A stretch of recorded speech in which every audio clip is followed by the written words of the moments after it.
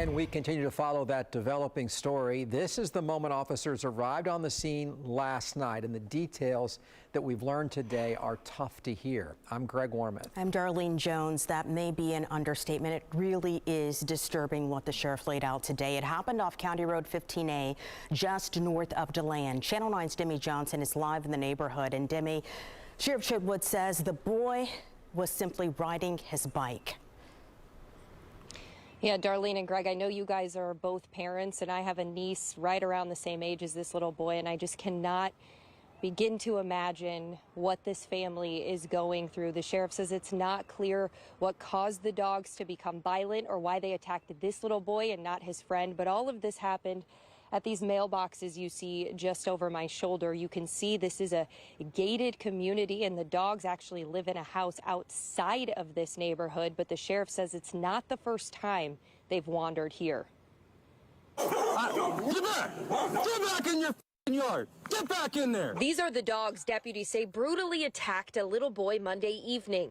The child's injuries were so severe, he didn't survive. He never had a chance. He never, ever, ever had a chance. Sheriff Mike Chitwood says the dogs are now in animal control's custody. But before any action can be taken, the owner has to agree to sign them over. If that doesn't happen, they'll have to go to court. We are going to do everything humanly possible to hold the owner of these dogs responsible, and we're going to do everything possible to make sure that these animals are destroyed. The sheriff's office tells us this is the home where the owner lived with her dogs. We want to show you how close it is to the neighborhood where the attacks happened. The neighborhood is right here. You can see it's blocked off by a wall, and it's a gated community. Deputies say the dog's owner's name is Amanda Franco, and while she's not facing any charges in this case yet, she has a lengthy criminal history. When we were at her house, a woman showed up and shut the gate. We can't confirm if it was Franco, but we did ask her about the attack. We just want to talk to you about your dogs. Very unfortunate situation. Is this your house? Do you know who lives here? Do you know who lives here?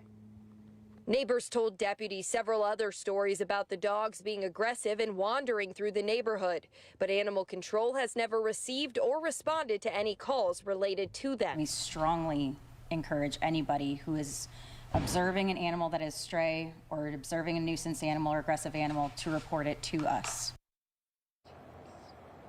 The sheriff made it very clear he wants these dogs euthanized, and he also wants Franco to face charges, but none of that can happen without a solid case. So the sheriff wants anyone with information about these dogs to call the sheriff's office. Coming up at 5, we'll break down some more of Franco's criminal history.